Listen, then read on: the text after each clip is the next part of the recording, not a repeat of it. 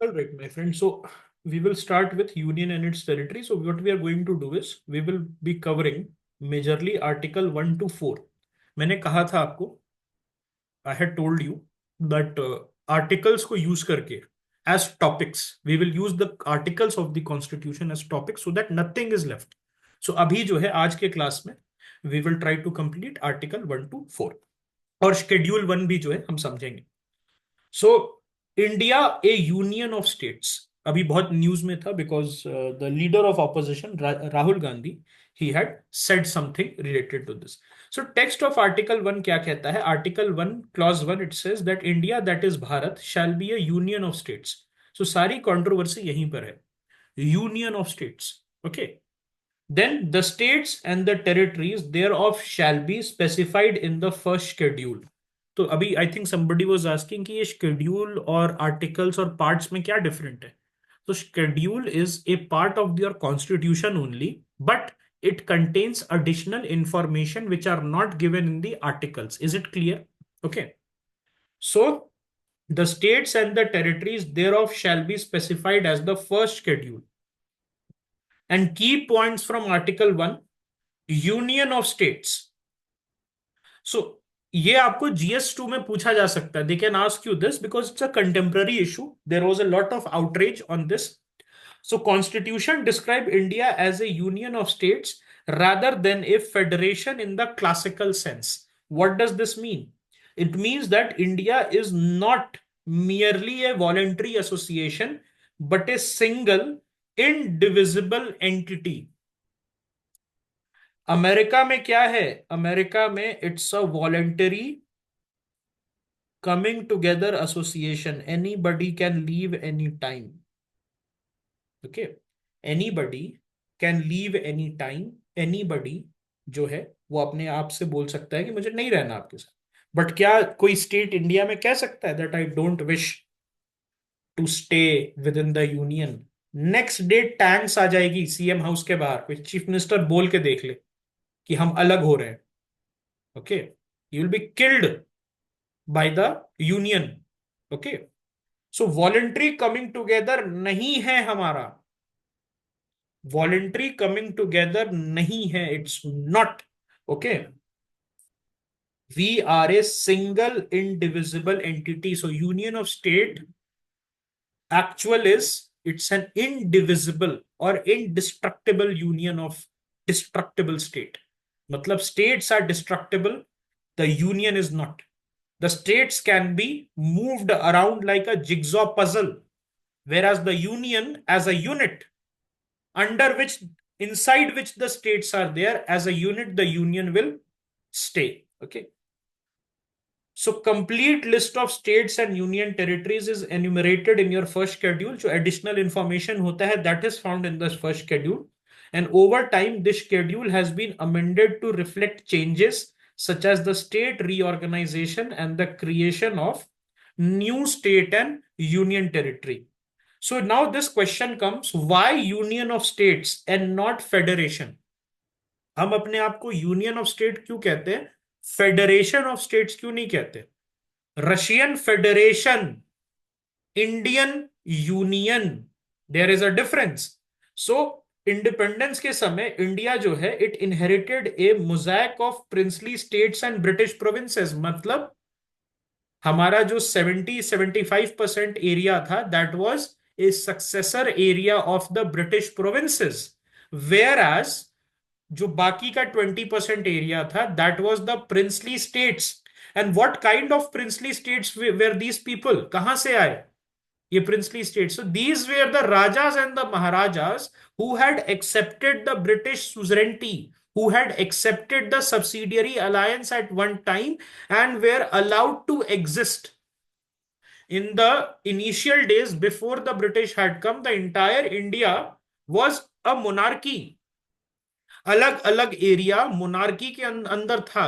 Majority area Mughal monarch के अंदर था. कुछ एरियाज आपके साउथ इंडिया में थे जो कि south Indian monarchs like the Wodeyars and the Vijayanagars, और जो डिफरेंट डिफरेंट एरिया है वहां पर छोटे छोटे राजा बहुत सारे थे. When the British come, they first of all remove the Mughal monarch. So when they removed it, the successor area, it became the British provinces. They were able to get the Marathas out of the equation. So the Maratha area or the Maharashtra area, which they used to call the Bombay Presidency, that area, it became British province. But certain kings, they were a bit cunning. A certain kings, they were a bit shrewd. And certain kings, they were given the options as well to accept the paramountcy of the British Queen, that was Queen Victoria. And आप उसको accept करके आप आगे बढ़िए. So we will allow you to stay, we will allow you to stay and allow you to retain power. तो ये जो princely states थे वो अराउंड 20% ऑफ दी हमारे एरिया में थे और उनको भी मनाना पड़ा बाद में. ओके उनको भी जो है मनाना पड़ा. Okay all right. So post-independence integration of these diverse entities required a framework that emphasized unity and unity over voluntary association. So unlike federation where constituent states are co-equal मतलब क्या होता है? Every state is equal. Okay, no state is, वहां पर क्या होता है कि ऐसा नहीं है कि यूनियन बड़ा है या छोटा है. Every state is equal. It is a equal agreement between all states to form a union. Whereas in India, we are not co-equals. There is a unitary tilt. Okay, so please keep this in mind. All right, इसको जो है all right, एक आप अपने mind में रखें.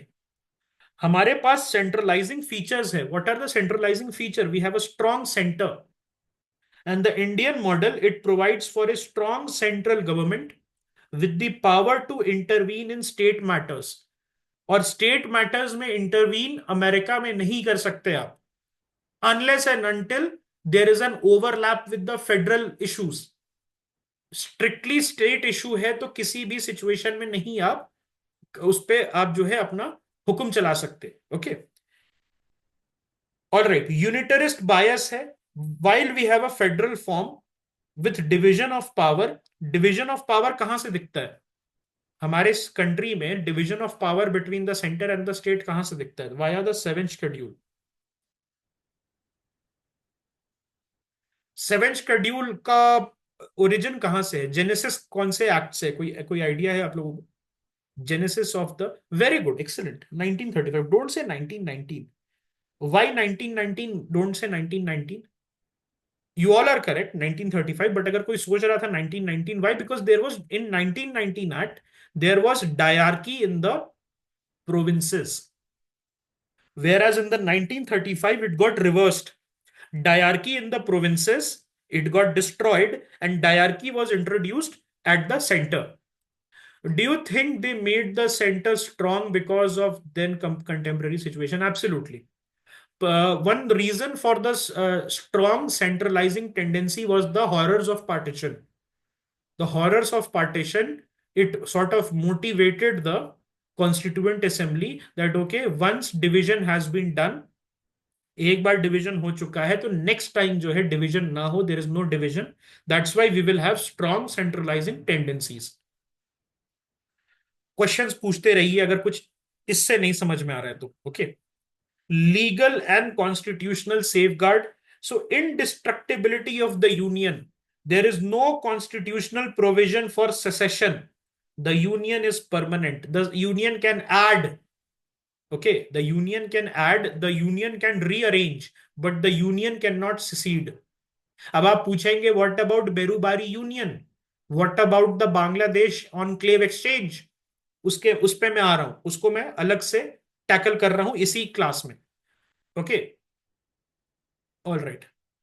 Supremacy of the constitution. So all states derive their powers from the constitution, not from any inherent sovereignty. So यहां पर जो है all states they derive their power from the constitution. कोई दूसरी sovereignty से नहीं आ रहा है.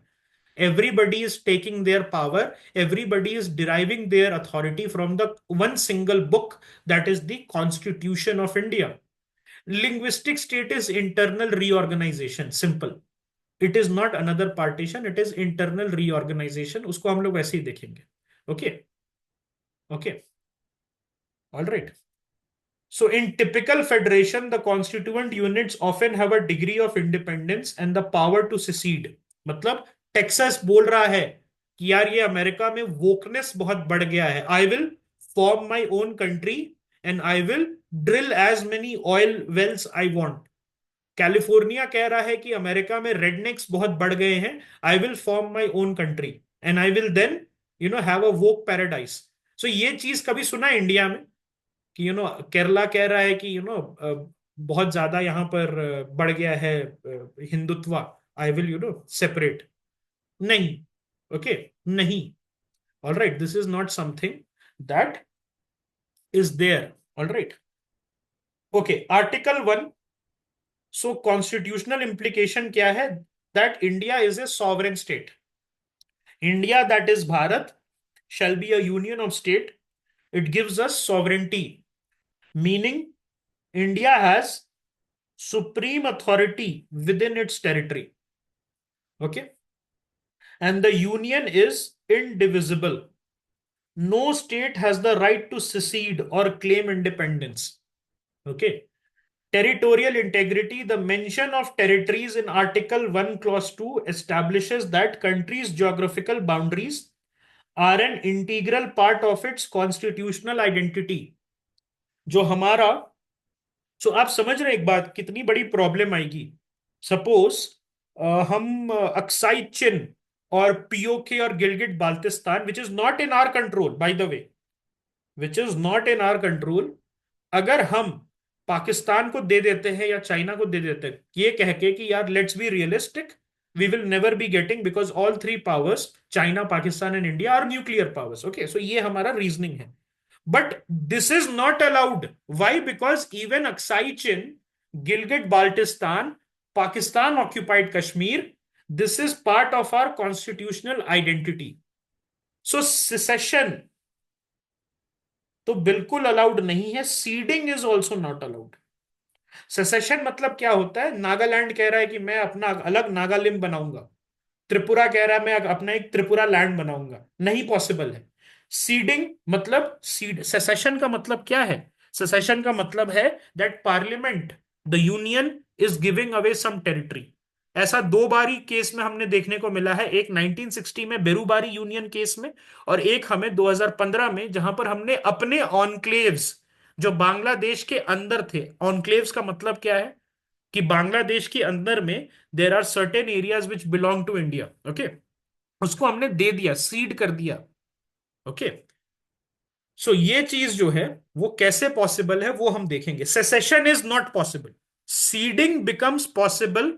बट वो कैसे पॉसिबल है? रुक जाइए, पहले हम बात करते हैं link with the first schedule से.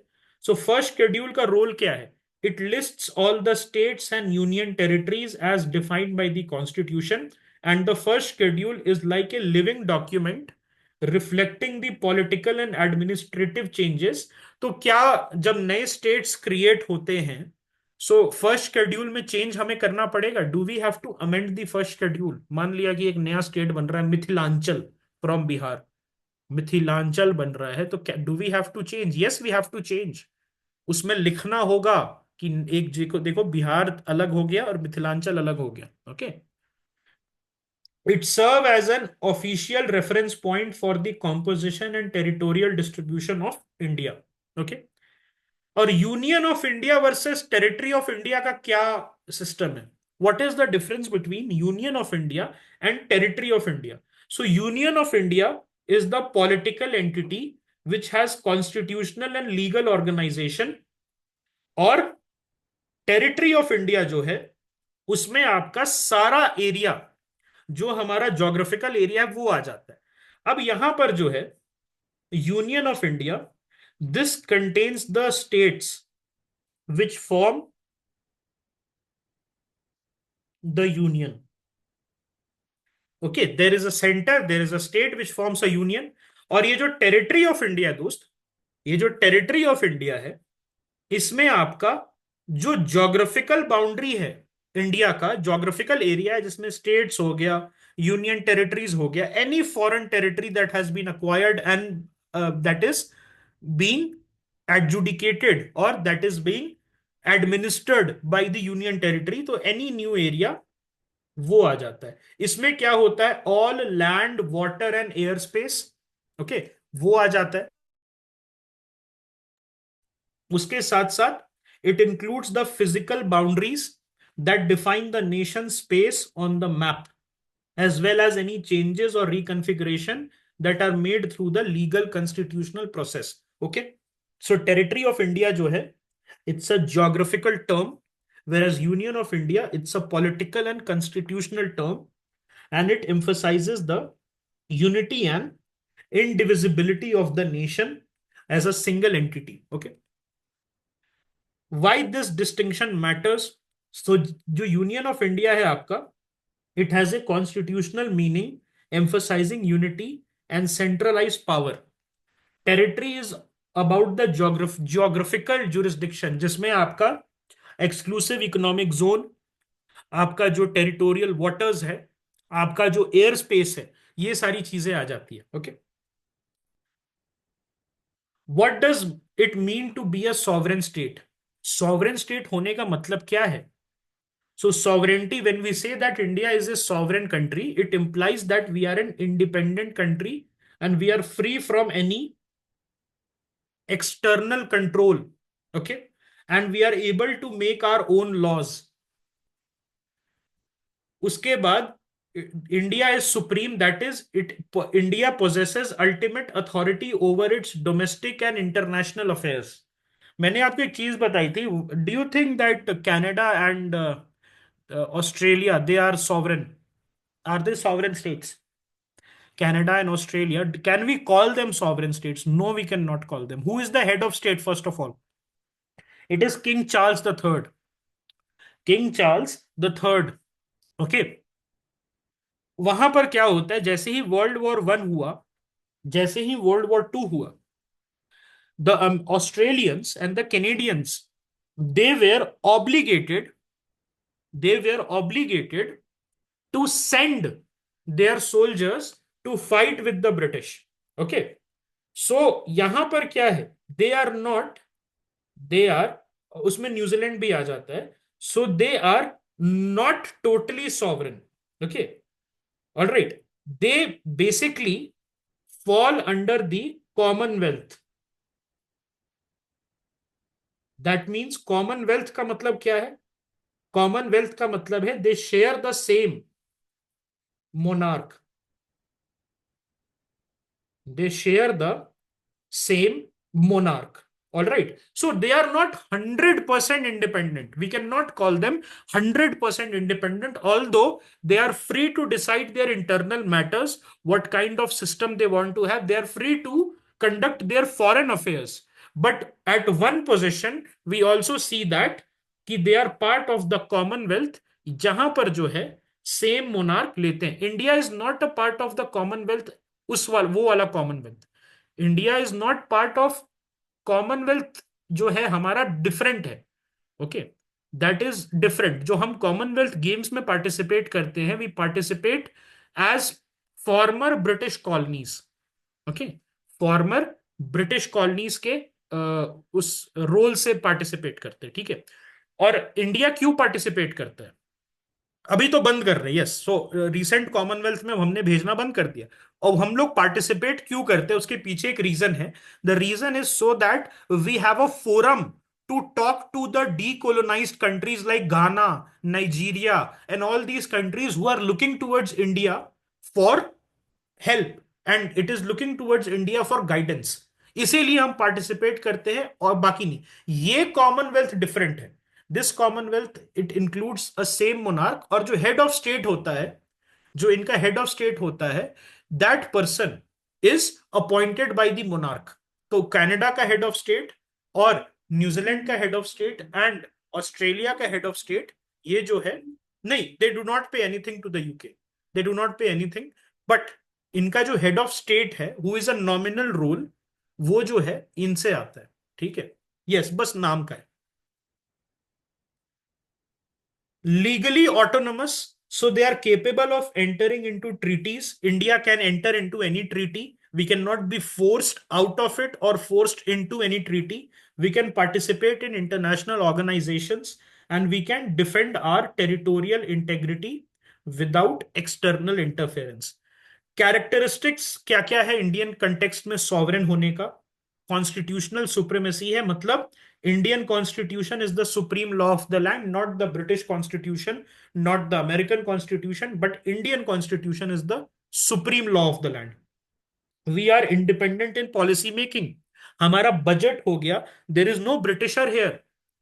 Our budget, we are independent to make our budget, our economic policy, economic system, ideological inclination, everything, we are independent. We have full control over economic, political, and social policies. India's sovereignty is recognized by other nations and international bodies. So being sovereign, being a sovereign country, हम जो है, ये चीज जो है आपको समझना होगा कि ग्लोबली रिकॉग्नाइज्ड है. सो जैसे बहुत सारी कंट्रीज हैं, जैसे ट्रांसनिस्ट्रिया है. Transnistria is a country in Romania. Romania के बॉर्डर पे एक कंट्री है. Then there is country called South Ossetia. Have you guys heard about these countries? Then there is country called Abkhazia. Okay, South Ossetia और Abkhazia Georgia से Russia ने निकाल दिया था. ट्रांसनिस्ट्रिया जो है रशिया ने आपका जो है इससे निकाल दिया था. Yes, I think Transnistria is a country in Moldova, है ना, मोल्डोवा के पास में है. सो ये सारी कंट्रीज जो है, उसके बाद जो है आपका, देर आर मेनी कंट्रीज जो अभी नई दो कंट्रीज बनी हैं in Ukraine. You also know about those countries. Okay, so ये सारी जो कंट्रीज हैं, these are Russian satellite states. Okay, Russian satellite states, एक डोनेट्स्क है और एक लुगान्स्क है ना. सो ये पांच कंट्री, एक दो तीन चार पांच, these are Russian satellite states. मतलब इसको रशिया सिर्फ रिकॉग्नाइज करता है. Russia recognises the states as separate country, sovereign country, but no other country in the world they accept them. North Cyprus is a very good example. Only Turkey accepts. Turkey के अलावा कोई उसको accept नहीं करता है. तो do you think that these countries can be called sovereign country? ये जो पांच कंट्रीज हैं, और उसमें अभी ऋषिकेश ने बताया north Cyprus which is only accepted by Turkey, they are not. Part of being a sovereign country means that you have global recognition. You have global recognition. Okay, अब हम बात करते हैं आर्टिकल 3 के बारे में, that is formation of new states and alteration of boundaries.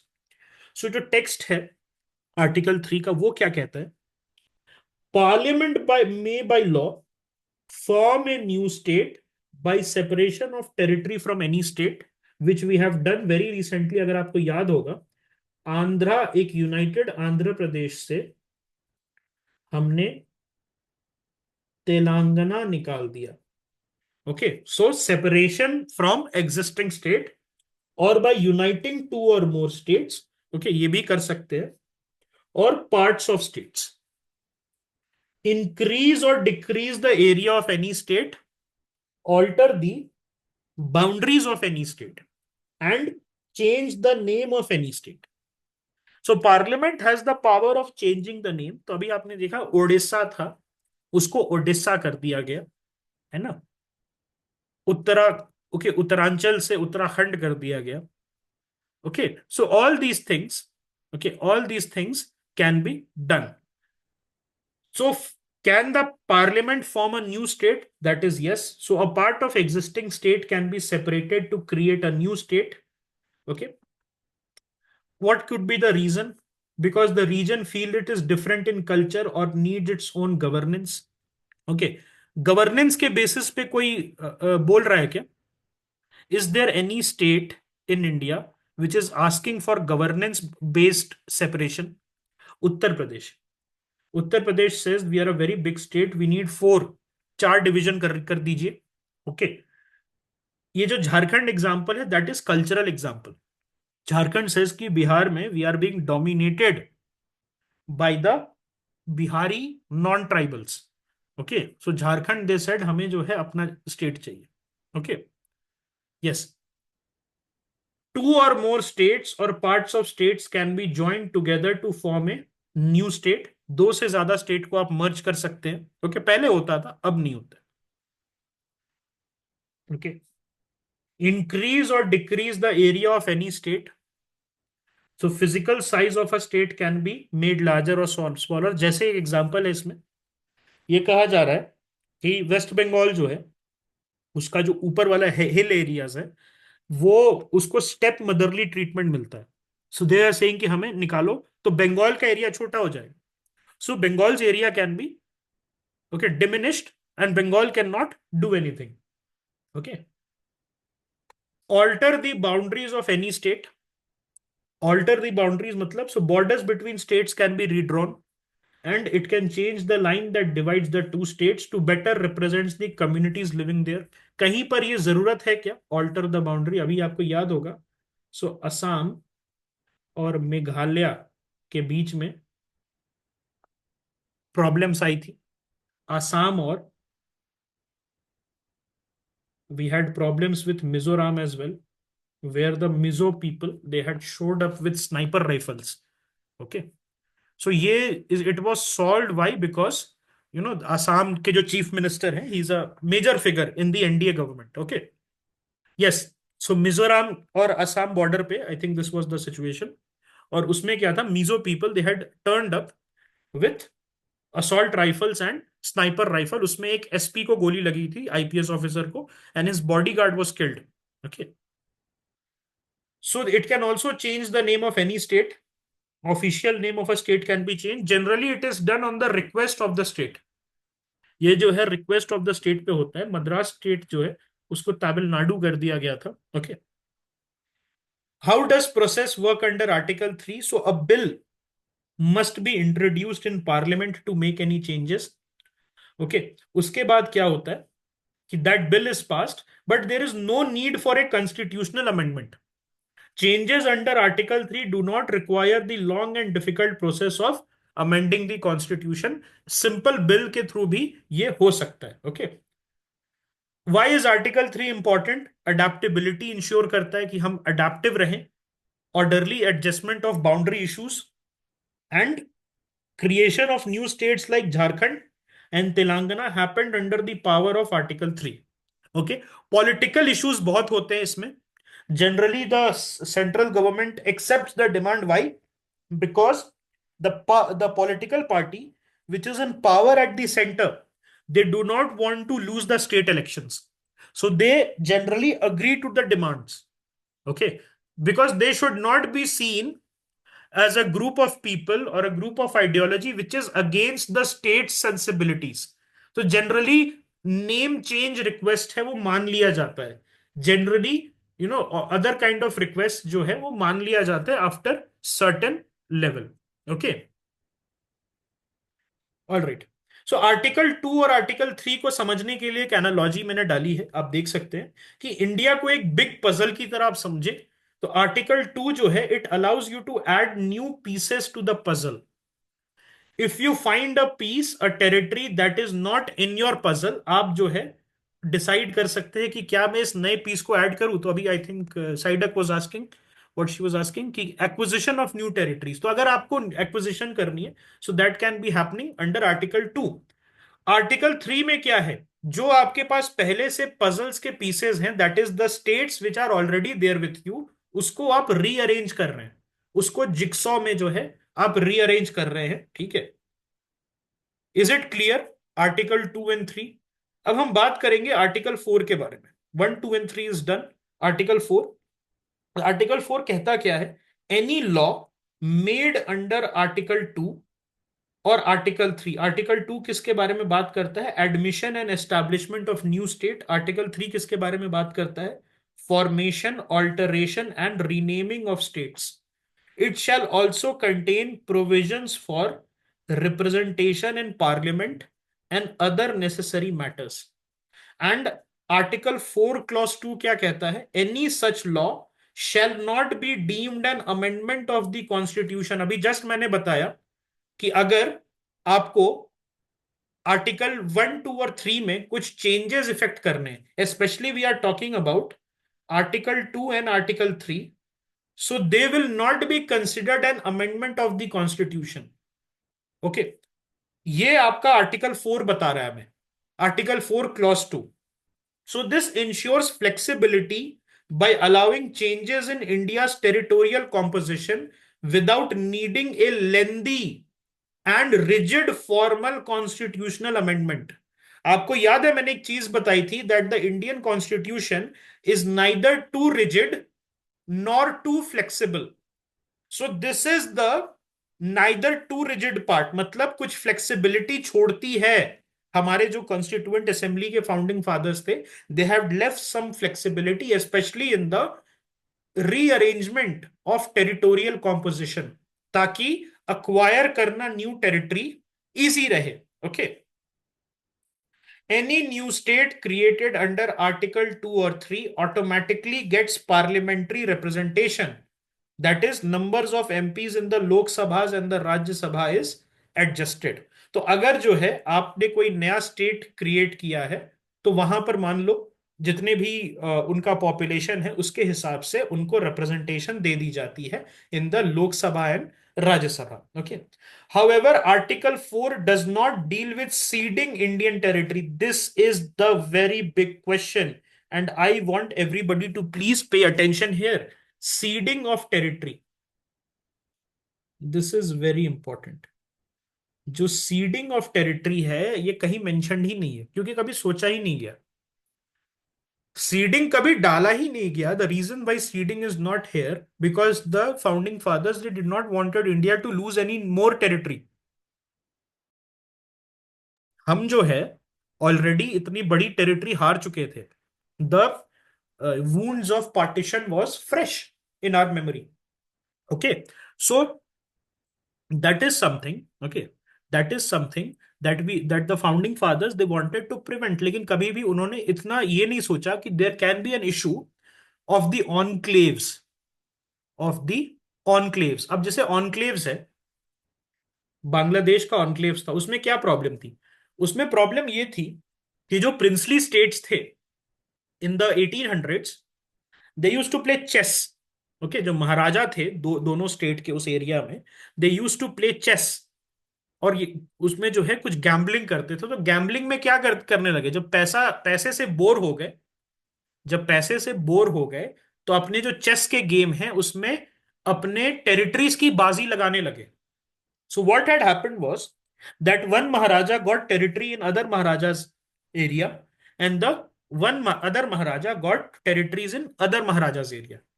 सो ये problem किसी ने सोची ही नहीं कि भाई इसको खत्म करने के लिए seeding would be necessary. Okay, लेकिन सीडिंग को नहीं अलाउ करने के पीछे एक और रीजन था कि कल को कोई ऐसा गवर्नमेंट आ जाए which is complicit with some international power. हो सकता है कि किसी डीप स्टेट, हम जो कहते रहते हैं डीप स्टेट वर्ड जो यूज करते हैं, किसी डीप स्टेट से इन्फ्लुएंस्ड हो, and he let us say Chinese deep state ने उसको इंस्टॉल कर दिया as the prime minister in future. And that person, if we will allow very easy ceding of territory under Article 2 and Article 4 of the Constitution, बहुत easy कर देंगे, अगर हम बहुत easy कर देंगे तो what will happen? He will give up Arunachal, he will give up Sikkim, he will give up Ladakh. Okay, so can Parliament cede Indian territory to a foreign power? So, does the power given to a parliament under Article 2, 3, and 4 include the right to transfer Indian territory to another country? This was not answered by the Constituent Assembly in the original constitution. Because the wounds of the partition was fresh, we had lost 30% of our country. 30-35% जो हमारी territory थी वो चली गई थी और हम नहीं ले सकते थे.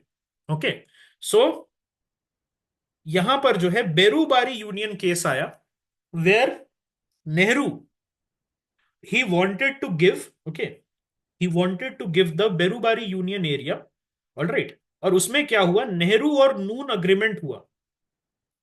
क्या हुआ, नेहरू और नून अग्रीमेंट हुआ. Noon was the prime minister of Pakistan and Nehru was the prime minister of India. और यहां पर जो है they signed an agreement to transfer half of the Berubari region to Pakistan as a goodwill gesture. Why? Because जो Berubari union है वो Ratcliffe line ने, जो सिरिल रैटक्लिफ थे, उन्होंने प्रॉपरली उस एरिया को डिमार्केट नहीं किया था। अब नेहरू जी जो हैं वो विश्व गुरु, ओरिजिनल विश्व गुरु थे, मतलब विश्व गुरु के बनने के लिए 1950s में हमारी 99% पॉपुलेशन कार्ड्स ढो रही थी, 50% पॉपुलेशन जो है भूखे नंगे थे, और 85% पॉपुलेशन वॉज इलिटरेट। ओके, लेकिन हमारी चाह थी कि हम विश्व गुरु बने, तो हम चाइना को भी बहुत चीजें दे रहे थे, और चाइना को बोल रहे थे चाइना तुम जो बोलोगे वो मैं करूंगा, ठीक है, because I am the leader of Asia. And then Pakistan को भी हमने कहा कि अरे 10 साल पहले कुछ भी हुआ होगा, आओ तुम इधर, मैं तुम्हें इंडस वाटर ट्रीटी साइन करता हूं, and I will sign you the Berubari union agreement. तो वो आए और बेरूबारी यूनियन जो है उनको दे दिया गया। तब यहां पर पार्लियामेंट में बवाल हुआ। पार्लियामेंट में क्या बवाल हुआ? दे से how can Nehru give this many area, how can Nehru seed? Okay, so legal experts they question, can the government of India give away Indian territory like lollipop, okay, without amending the constitution? Okay, so Berubari union case, it went to the court. So constitution में कुछ issues थे, उसको देखा गया कि article 3 only allows for internal reorganisation, not external reorganisation. तो ceding is not allowed. आप states को चेंज कर सकते हैं, स्टेट्स को डिस्ट्रॉय कर सकते हैं, उसको मर्ज कर सकते हैं, बट यू कैन नॉट, आप जो है you can not do this, alright, आप जो है ट्रांसफर नहीं कर सकते। आर्टिकल 1 नहीं अलाउ करता है। They say once a territory is included in the territory of India, parliament can not give it away without an amendment. What is the correct procedure? So they said that Article 368 has to be okay used. अब यहां पर ध्यान से सुनिएगा, बहुत important चीज बता रहा हूं। आपने आर्टिकल 4 में क्या पढ़ा था, क्लॉज 2 में, that you do not require constitutional amendment. Constitutional amendment is not required for accepting new states and reorganising the already existing states, yes और नो? आर्टिकल 4 और 2 एंड 3 आर्टिकल को क्लियर कर रहा है ना कि constitutional amendment not required. Just let me know whether you have understood this. Article 4 clause 2 में हमने पढ़ा था कि you do not require constitutional amendment to reorganise the states and to accept any new territories.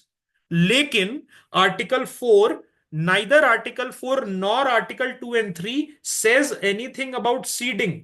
तो जब पहली बार ये case आया कि नेहरू ने देना था बेरूबारी यूनियन का आधा area, so in that case the parliament said that, और sorry the court said that आपको आर्टिकल 368 यूज करना पड़ेगा, because you can not use article 2, 3 and 4। Article 2, 3 and 4 doesn't allow secession. What allows secession is you can secede but only via the article 368। अगर देखिए अभी बहुत news चल रहा है कि Bhutanese king, he is coming to India multiple times in a month, एक month में 3 3 बार आ चुके हैं।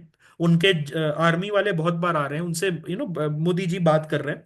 मुझे आप एक बात बताइए कि अगर भूटान को कल को suppose let us say that union is on the cards, कि भूटान जो है इंडियन यूनियन का पार्ट बनेगा, सो जब भूटान इंडियन यूनियन का पार्ट बनेगा, so do you think that in any kind of constitutional amendment would be required? No, we can directly accept, हम directly accept कर सकते हैं उसको। और वो जो है for the time Bhutan will be ruled by the central government, it will be ruled by the union government. उसके बाद हो सकता है उसको हम स्टेट का दर्जा दे with special provision, but immediately when a new area is transferred, immediately it comes under the union administration. लेकिन मान लिया सिक्किम को हमें देना है किसी दूसरे कंट्री को, मान लिया चाइना मांग रहा है हमसे सिक्किम, ओके, तब तब आपके लिए आपको अलाउड नहीं है sir, then you are not allowed. आपको आर्टिकल 368 यूज करके फिर बाईपास करना पड़ेगा।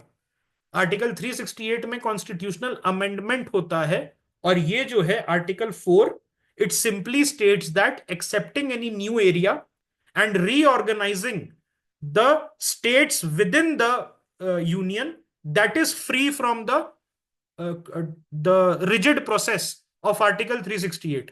लेकिन अगर हमें किसी को कुछ देना है, अगर हमें जैसे बेरूबारी यूनियन में हम दे रहे थे एज अ गुडविल जेस्चर, ये लो मेरे पास बहुत है, ओके मैं बहुत अमीर हूं, ये लो बेरूबारी यूनियन, सो उसके लिए यू नीडेड आर्टिकल 368। क्या हम जब बांग्लादेश का हमारा बांग्लादेश के साथ ऑनक्लेव एक्सचेंज हो रहा था, एक्सचेंज में क्या था? एक्सेप्टिंग एंड गिविंग, है कि नहीं? एक्सचेंज मतलब क्या होता है? You cede something and you get something, so you can get it easily, but for ceding you required the 100th constitutional amendment act. ये चीज क्या सभी को क्लियर है? Everybody is clear in this regard? मुझे बस बता दे यस। सो सुप्रीम कोर्ट का वर्डिक्ट क्या है? Parliament can not use article 3 to cede Indian territory to a foreign power. If any territory is to be given away, it would mean a change in Article 1, and such a change requires a constitutional amendment under Article 368. Okay?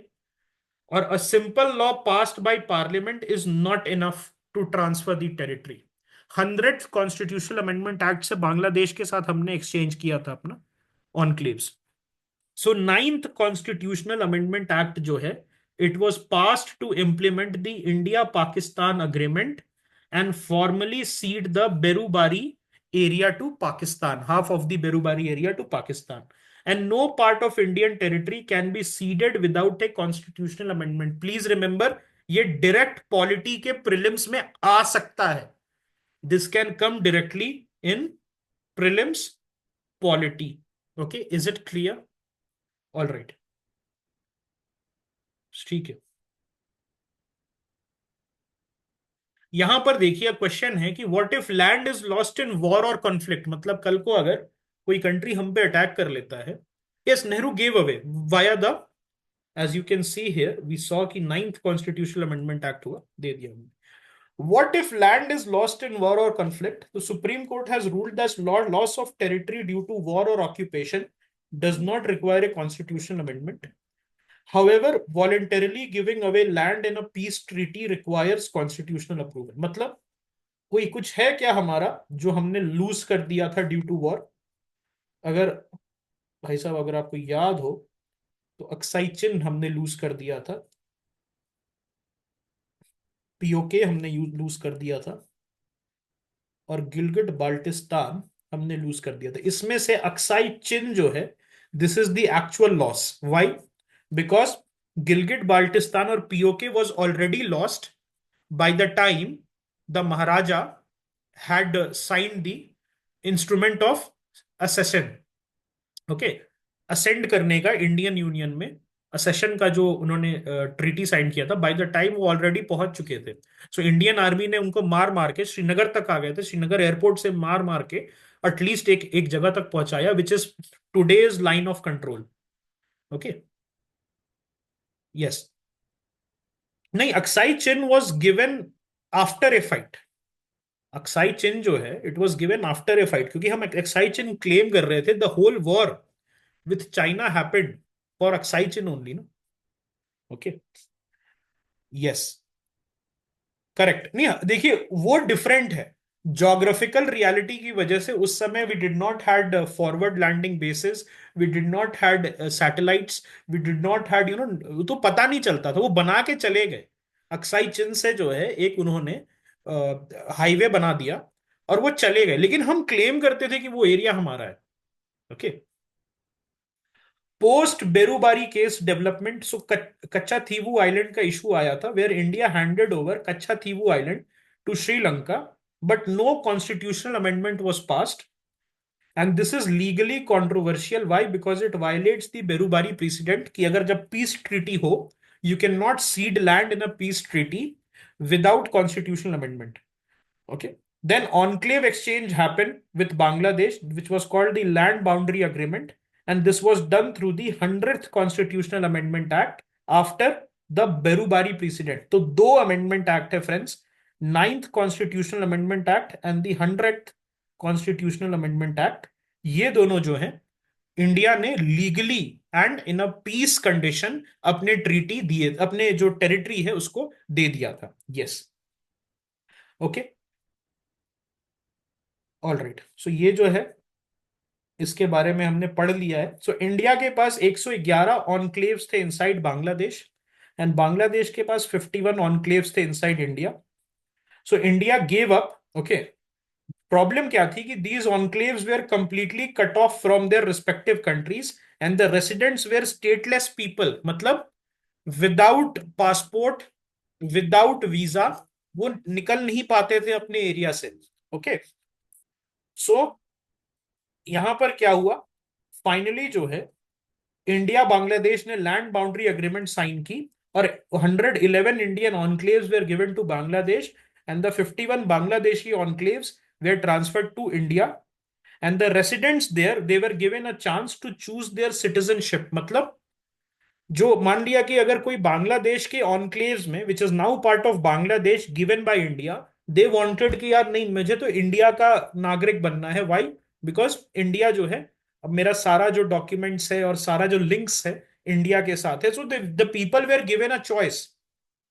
Okay, people living in these enclaves, they were given a choice to choose their citizenship, and there was no forced migration. Those who wanted to stay could become the citizens of their new country। मतलब जो trap हो गए थे उस side, they can now become Indians, they can now become Bangladeshi, because see that made sense। Why? Because for 70-80 years they have been living in that area, they have been, building relationships in those area, so they could formally transition to a Bangladeshi citizen। और जो people इधर रह रहे थे, they can formally transition to Indian citizenship. Okay, so इसमें हमने around 7,000 एकड़ of land lose किया, but do you think that loss is justified? ऐसे भी हमारे पास एक्सेस नहीं था friend. We did not had access to these area because these were enclaves inside Bangladesh. ये बांग्लादेश के अंदर थे। Okay, that is why we could not have access them. ये बेकार लैंड था, but what the land we got was usable. ये 7,000 एकड़ का जो लैंड है, दिस वॉज यूजेबल। लेकिन due to the political compulsions इतना टाइम लग गया, because losing and ceding territory is always a political matter. उस समय मोदी गवर्नमेंट आई थी, तो it had come with a very strong mandate, it had very strong mandate, so it could do.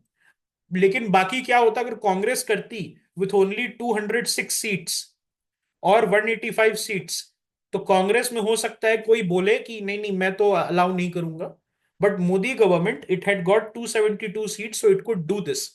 Alright, so I think this is done. So I think यहां पर जो है हम लोग स्टॉप कर सकते हैं। This is your post independence history, but this is it is integrated with your polity. है वैसे पोस्ट इंडिपेंडेंस, लेकिन इसको समझे बिना हम लोग आगे नहीं बढ़ सकते। Okay, so this is something that we can do tomorrow in the morning. कल आपकी मॉर्निंग की क्लास ही होगी।